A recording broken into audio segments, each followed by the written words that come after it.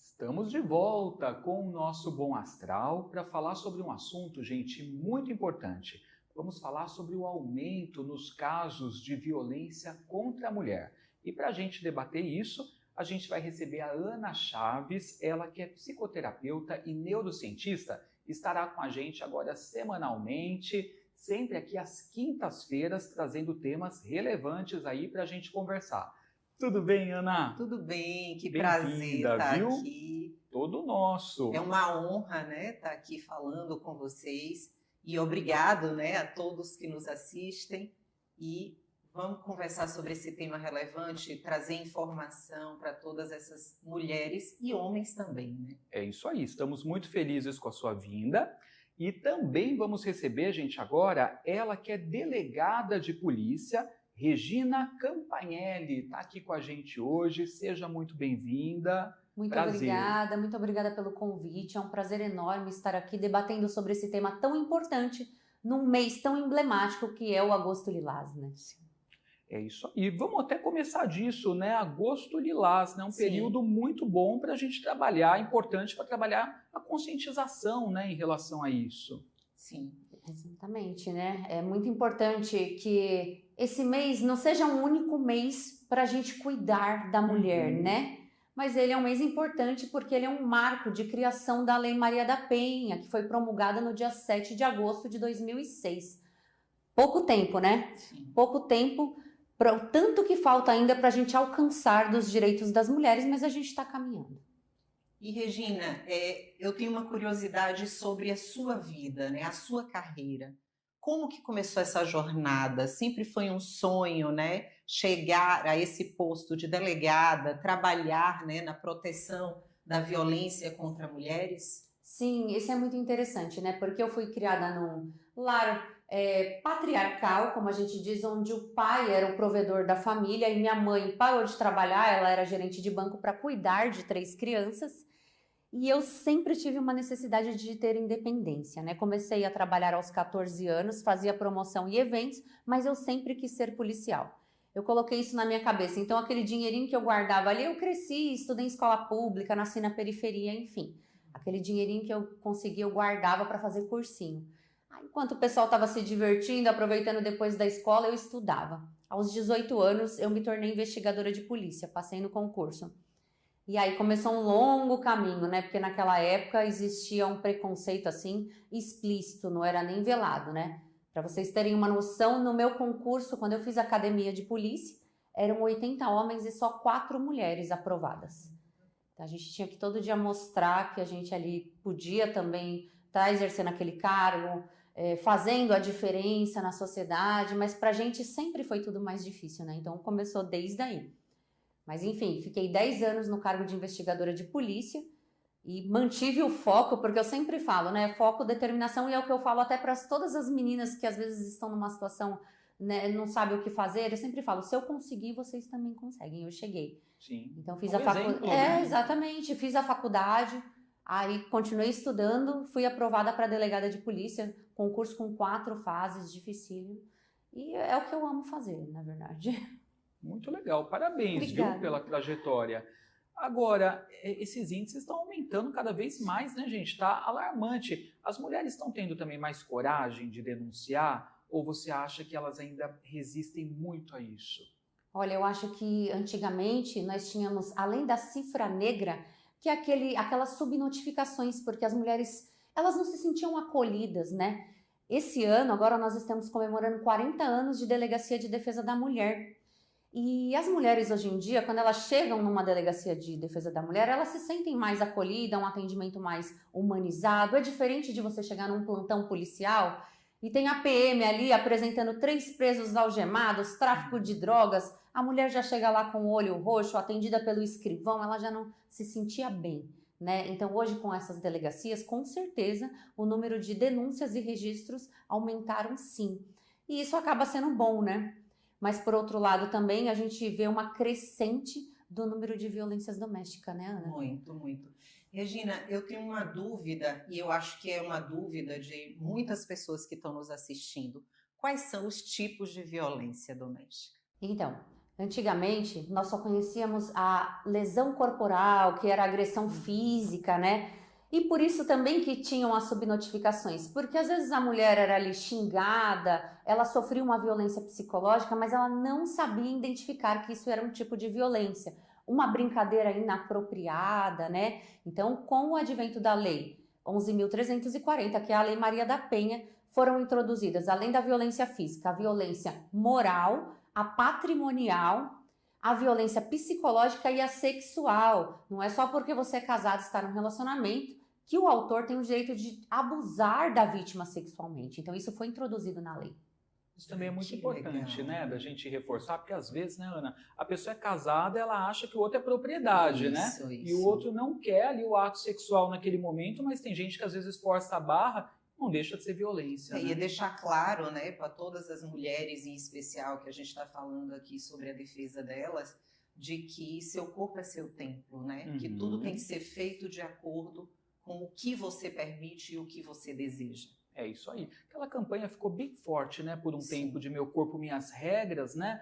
E a gente vê também como os tempos mudaram, porque antigamente as pessoas eram mais engraçadinhas, até num contexto assim, de ir numa festa, né, numa casa Sim. noturna, as pessoas eram mais invasivas, né? E hoje em dia já determinadas coisas que eram feitas já não é mais tolerado, né? Então Sim. acaba sendo tido como violência mesmo, né, Sim. sexual. Exatamente, porque hoje em dia até, antigamente acontecia muito, você estava andando na rua ali, aí, né, os homens mexiam, a gente sempre brincava passar em frente da obra. Sim. Hoje em dia isso é crime, é importunação sexual. A mulher tem o direito de andar na rua com a roupa que ela quiser, sem ser importunada Olha, sexualmente. isso é muito importante ser dito. Muito.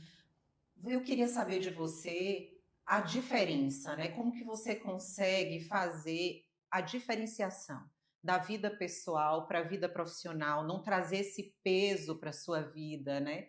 Eu tenho muitos pacientes, por exemplo, que são médicos e que muitos não conseguem distinguir, né, a realidade do que vive na profissão com a vida e acaba criando uma psicose em relação ao que vive diariamente dentro do hospital.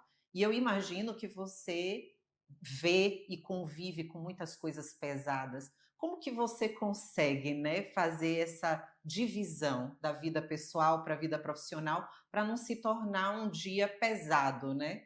O seu dia de trabalho. Eu falo, né, Ana, eu já nasci na polícia, né? Com 18 anos eu estava na Uhum. polícia e eu completei 23 anos de instituição agora de segurança pública.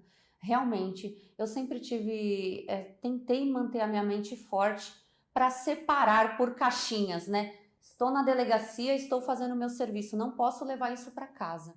E desde então vem funcionado comigo, né? Falei até para Ana que eu comecei a fazer agora um coaching porque é legal, né? Não sei, a gente vai passando o tempo, a gente vai sentindo que as pessoas estão sem saúde mental, a gente tem que se desdobrar para lidar com as ocorrências ali, as situações. E eu acho que neste momento eu senti necessidade de um acompanhamento também, porque para cuidar da minha saúde mental também. Mas eu sempre consegui separar bem isso, não levava assuntos pessoais para casa, de delegacia, deixava lá fora. Mas é óbvio, quando você vai numa cena de crime, por exemplo, eu fui numa cena de crime uma vez que era uma mulher, 20 facadas e ainda o autor era um feminicídio. Eu fui a primeira a chegar no local porque a gente abriu a porta com um chaveiro, a pedido de um familiar, e ela estava com o corpo cheio de velas em volta do corpo. E depois, quando eu consegui prendê-lo, ele disse que era para o anjo da guarda. E aí depois, quando a gente pegou as imagens, ele fez os filhos de 8 e 6 anos arrumarem as próprias malas e pularem o corpo da mãe que estava no corredor. Então, realmente, é pesado lidar com isso. E a gente tem que separar, né? Assim, termina a ocorrência e amanhã eu começo de novo. Sim. Né? E quando a gente se torna mãe, né? Que hoje eu sou mãe de uma menina de Sim. 7 anos, é pior, né? Sim. É pior, que aí você fica... Então, você não pode entrar nessas paranoias de, e se fosse? Não pensa. Agora, Ana, imagina um trauma, né? Você como psicoterapeuta aí, né, pode falar um pouco a respeito, né? Crianças vendo uma cena dessas, né? E a gente já está no momento que a saúde mental das pessoas já está mais difícil, está mais abalada, impactada, né? é o tipo de situação que tem que fazer terapia depois, né? Tem que buscar muita ajuda, né, para que essas crianças elas consigam ressignificar, né, esse trauma. Porque, assim, o vínculo materno é um vínculo eterno, né? A gente foi gerado por aquela mulher. Então, eles precisam de um tratamento, de um acompanhamento para que eles consigam canalizar de forma que eles consigam enxergar a vida com um olhar melhor, um olhar mais leve, um olhar que faça com que eles não deprimam, não entrem num caminho de repetição, porque é preocupante também, porque a psique humana tem dessas. Muitos que detestam que o pai beba ou fume, ou a mãe, repetem aquilo e não sabem nem por que estão repetindo. E isso é um assunto muito profundo. Então, essa criança, ela precisa ser acompanhada, né? E, ao meu olhar, afastada desse pai, que não é um pai saudável para o crescimento delas. Até as mulheres, né, voltando ao caso também da violência, né, que está aumentando cada vez mais, a mulher que foi vítima disso, que teve de conviver com uma situação assim, também é importante, né, que passe por um acompanhamento. Sempre. Por conta de traumas, né, eu bloqueios. acompanho muitas mulheres, né, que são vítimas da Maria da Penha, e são mulheres sequeladas, né, são mulheres que por muitos momentos, mesmo depois de um longo tempo se tratando, elas ainda têm gatilhos, né? Então, assim, por exemplo, elas querem ter um novo relacionamento, elas têm um novo relacionamento, mas o cara tem uma micro atitude que traz o gatilho, elas já não conseguem mais. Por quê? Por receio. Porque a violência, a doutora pode falar, ela começa de pequenas atitudes, ela não começa gigante, né? Não. Ela vai tomando proporções. Isso. E eu acho importante a gente falar sobre isso. A senhora pode falar com mais propriedade. Nós temos os sinais de alerta, né? E é interessante isso que a Ana falou, porque hoje, na prática, eu percebo que às vezes muitas mulheres precisam até de terapia ou acompanhamento para identificar que elas estão sendo vítimas de um ciclo. Porque tem situações que até parece uma normalidade, né? Entra como se fosse, né? E justamente por isso que eu fiz a pergunta dos tipos. Porque muitas chegam para a gente justificando a violência, né? Porque elas não conhecem. E quando elas vão na delegacia, que muitas pacientes minhas, quando vão na delegacia e que é explicado para elas os tipos de violência, é que elas caem na realidade. E quais são, então, doutora, os tipos? Então, ele sempre começa com sinais de alerta, que são as bandeiras vermelhas que devem acender aquele sinal, né? Então, o início do namoro, tá tudo ali lindo, só que o cara começa a apresentar ciúmes excessivo. Então ele vai apresentando aqueles ciúmes, e é o que eu sempre falo, as mulheres no início, a gente acha bonitinho, né? O cara tá apaixonado, né? Tá com ciúmes de mim, né? Só que não, isso já é um sinal de alerta ali que deve acender a primeira luzinha na sua cabeça. E depois ele começa o quê? Te segregar dos amigos. Ai, não, mas essas meninas não servem para andar com você. Nossa! Não, aí já te afasta. Né? Aí depois começa com uma brincadeira inapropriada aqui, né? Usar um nome pejorativo na frente dos amigos, te depreciar. Então, tudo isso é um sinal de que vai evoluir para um ciclo de violência doméstica, que vai passar para uma violência moral, que são os xingamentos. Então, depois começa a xingar. Você é burra, você não tá vendo o que você está fazendo. E ela não percebe ali que ela está inserida. Depois ele começa, por exemplo, pegar o celular dela. De que número é esse aqui? Eu não conheço. Joga no chão. Violência patrimonial. Então, ele já trouxe a violência patrimonial aí. E vai evoluindo para o ciclo de lesão corporal e logo na sequência, né, lesão mais grave, o que vai se agravando, e ele vai sempre do ciclo de tensão, violência, arrependimento. No arrependimento ele pede perdão, pelo amor de Deus, eu te amo, volta comigo. Isso acontece diversas vezes. E nunca mais eu vou fazer, né? E nunca mais eu vou fazer. Leva flores, aí fica esse tempo assim maravilhoso, né? Alguns meses e depois volta tudo de novo agravado, e aonde, infelizmente, a gente acaba chegando no feminicídio. É muito difícil uma mulher que não sofreu nenhum tipo de violência sofrer direto um feminicídio. Muitas mulheres ficam presas nisso mesmo, porque acredita, né, que a pessoa pode mudar, né? No fundo, ela torce, né, para que dê certo, que a pessoa mude. Às vezes tem filhos envolvidos, família, É muito difícil, né? Porque esses sinais já estão mostrando que a coisa está caminhando para isso, né? O ideal é que a pessoa consiga, então, perceber e interromper esse ciclo, né? Sair disso. E precisa ter uma força muito grande também, né? Do ponto de vista psicológico. Do ponto de vista psicológico, é muito difícil, né, que essas mulheres elas detectem, porque normalmente quando a gente vai puxar o fio, a gente vê que ela vem de histórias, né? Elas têm histórias ou de família que já tinha uma violência, ou uma autoestima baixa, aquela mulher que ela não se acha merecedora. E esses caras, eles são muito espertos. Persuasivos até, né, eles Ana? conseguem isso, eles conseguem colocar essas mulheres no papel de culpa.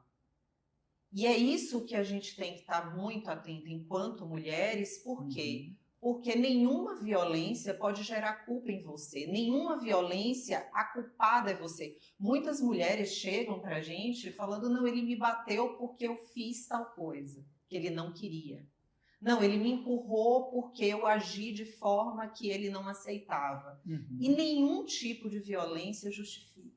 É isso, eles são manipuladores, né? Isso. E em sua maioria narcisistas. Isso. E a vítima realmente passa a achar que a culpa de tudo que está acontecendo é dela, né? Então, por isso que a gente trabalha em rede, né? Existe uma rede de proteção e o trabalho policial, ele nunca é feito sem o trabalho de rede, que é esse acompanhamento psicológico, terapêutico, porque é fundamental para que ela consiga se reerguer e não voltar. Porque também, a Ana sabe disso, muitas vezes a gente faz o registro, pede protetiva. No dia seguinte, isso não é incomum, acontece em 85% dos casos, essa mulher volta à delegacia e pede para retirar o BO, né? Retirar o BO, vai até o fórum, pede para tirar a medida protetiva, né? Isso.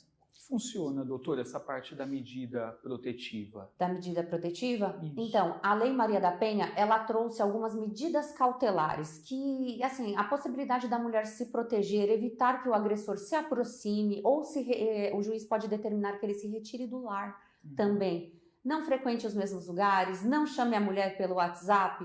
A mulher pedindo as medidas protetivas na delegacia, o juiz ele analisa em 48 horas e deferindo, o oficial de justiça vai e comunica o autor, você está com essas medidas, essas restrições, que são medidas cautelares. Se ele descumprir, existe um artigo de lei, que é o artigo 24A da Lei Maria da Penha, e ele pode ser preso em flagrante. E acontece muito, porque hoje em dia nós temos a Patrulha Maria da Penha, que fiscaliza o cumprimento de medidas protetivas de urgência. A patrulha acompanha essa mulher, eles têm o botão do pânico que eles instalam no celular. O autor se aproximou, essa mulher aciona o botão, a Maria da Penha vai até o local e prende esse indivíduo em flagrante. São diversas prisões em flagrantes que nós temos semanalmente em decorrência de descumprimento de protetivo. E a lei estipula um tempo para essa patrulha estar acompanhando essa mulher? Não, essa pergunta é ótima, porque a protetiva, ela fica em vigor. Às vezes as pessoas acham que ela prescreve. Falam assim, doutora, eu preciso pedir a protetiva de novo? Não, não precisa. Você só precisa ir até o fórum se você quiser retirar a protetiva. Agora, para que a protetiva continue em vigor, não precisa de nada. Ela não prescreve, o tempo é indeterminado, e enquanto tiver, a patrulha está acompanhando. E a protetiva, ela abrange só o contato físico, ou telefone, e-mail também não pode? Quais são essas regras? WhatsApp? Não pode. Se o juiz determinar que ele não pode manter contato por meio nenhum, qualquer conversa de WhatsApp, qualquer e-mail, e eles também fazem por Pix, né? Eles falam com a mulher enviando Pix de 1 centavo, para tentar se comunicar Fica ali. enchendo ela de Pix para poder mandar mensagem. Isso, se mandasse um Pix ainda... Não, mas os Pix de 1 centavo... Aí, para conseguir contato com essa mulher. Isso configura também o descumprimento de protetiva. Lembrando que eu estou falando aqui da patrulha, mas a patrulha ela faz parte da GCM, então somente nos municípios que tem GCM. Mas a Polícia Militar via 190 faz esse serviço. A mulher está com a medida protetiva deferida, o autor parou o carro ali na frente da casa dela, 190, Polícia Militar também comparece ao local e prende em flagrante esse indivíduo. Na percepção de vocês, qual a classe social que vocês encontram mais as denúncias? Engraçado, né, Ana? Não existe classe social. É impressionante. E esses dias, como a gente está no mês da Maria da Penha, na luta dela, a história da Maria da Penha é muito interessante, porque Ela é uma mulher que em 1970, ela é farmacêutica, né? Em 1970, ela já tinha mestrado. Olha só. Intelectual, né? Intelectual pela USP. Em 1977, ela fez mestrado pela USP. E ela foi vítima no mesmo ano de 2 tentativas de feminicídio, né? Primeiro, ela foi atingida por um disparo nas costas. E durante todo esse processo de recuperação, ele disse que foi uma tentativa de assalto à casa dele, né? Depois a polícia desmentiu essa história. Mas quando ela retornou para casa, ele tentou eletrocutá-la no chuveiro. Então, assim, e a história dela é muito um marco de que não depende de situação financeira e de intelecto, não depende. E eu vejo muito isso lá na Delegacia de Defesa da Mulher, né? Muito. O Brasil, ele está se destacando, assim, com o número de casos, a gente está aí nessa liderança aí, digamos assim, acontece muito aqui nesse país? Olha, esse ano o Rio Grande do Sul está se superando, né? E no Brasil em geral, se ano passado nós tínhamos 4 casos de feminicídio dia, hoje passou para 11 casos de feminicídio. Nossa, 11 casos. Alarmante. Alarmante. E aí, então, a recomendação, né, é essa mulher observar, né, se o caso está evoluindo, né, se ela está indo dentro desse ciclo, né, de se tornar vítima, e ela já denunciar, então, identificar e buscar o apoio, rede de apoio, é isso? Isso, para ela não deixar chegar. Porque muitas vezes essa mulher que é assassinada, que é vítima de feminicídio, ela abriu a porta. Porque o cara chegou com aquela cara de bonzinho e falou assim, deixa eu conversar com você, eu só quero conversar. E ela abriu a porta. Então as mulheres têm que se conscientizar também de que está piorando, está agravando e é necessário que elas adotem medidas para se protegerem, né? É isso aí. Tudo isso piorou depois da pandemia? Na pandemia... Vocês notam essa crescente? Sim, na pandemia houve um agravamento, né? Porque aí o agressor ali, o autor, ele tinha que ficar todos os dias confinado com essa mulher. Essa mulher não conseguia sair para pedir ajuda, não tinha esse contato. Foi neste momento que foram criadas as delegacias de defesa da mulher online. Isso é importante trazer, porque essas delegacias também, elas são uma evolução. A mulher, ela pode registrar, às vezes ela está com vergonha também, não quer sair de casa. Ela entra ali no site da Polícia Civil, ela acha o ícone da Delegacia da Mulher Online, ela faz o registro, ela pode pedir a protetiva ali mesmo. Existe delegado 24 horas nessa delegacia e funciona muito. Aí os delegados de lá já distribuem a medida protetiva e depois cada inquérito vai para a delegacia da área. Então eu recebo lá na minha DDM Arujá, eu recebo os BOs online de Arujá. No dia seguinte já está lá na minha mão. Então é muito efetiva essa delegacia. E foi criada na pandemia. Sim, ou seja, ter coragem, né? Você que está passando por esse tipo de situação, né? Veja, dá para acessar então online mesmo, né? E pedir essa medida, né? Mas é importante se cuidar que a vida, né, é o nosso bem aí mais precioso. Eu quero agradecer muito o bate-papo hoje ao lado de mulheres poderosíssimas aqui hoje, né? Ana Chaves, que vai estar com a gente toda quinta-feira, psicoterapeuta, neurocientista. Vou até deixar o arroba da Ana para vocês já seguirem e ir acompanhando. Tem muita coisa legal, tem cortes, tem reflexões, né? Falando sobre todos os temas, né, Ana, do nosso dia a dia, né? Sim, a gente tenta trazer, né, em especial para aquelas pessoas que não têm como estar num setting terapêutico, como estar num treinamento, numa palestra, para que elas consigam, de certa forma, refletir, né, sobre as várias searas da sua vida. Segue lá, galera. É o @oficial Ana Chaves. E agradecer muito também a delegada Regina Campanelli aqui com a gente hoje. Muito obrigado por ter vindo, trazido todos esses esclarecimentos. Vamos seguir o Instagram também, @Regina Campanelli. Está aparecendo aqui para você. E fica também o espaço aberto, doutora, sempre que quiser acrescentar aqui, né, a gente, trazendo essas pautas aí que são relevantes, né, para a nossa sociedade, o espaço está super aberto para ti. Obrigada, viu, Edu, pelo convite. Com certeza, né, porque o assunto é amplo, tem muita coisa para a gente conversar a respeito e trazer as mulheres à consciência. Então, obrigada também, Ana, pelo convite, obrigada a você. viu? Obrigada a você, foi uma honra. Estaremos juntos quinta que vem. Sim. Combinado? Gente, o programa está chegando ao fim. Obrigado pela sua audiência, pela sua companhia. Eu volto amanhã às 10h30 ao vivo. Bênçãos aí na sua vida e até lá. Tchau, Obrigada. tchau.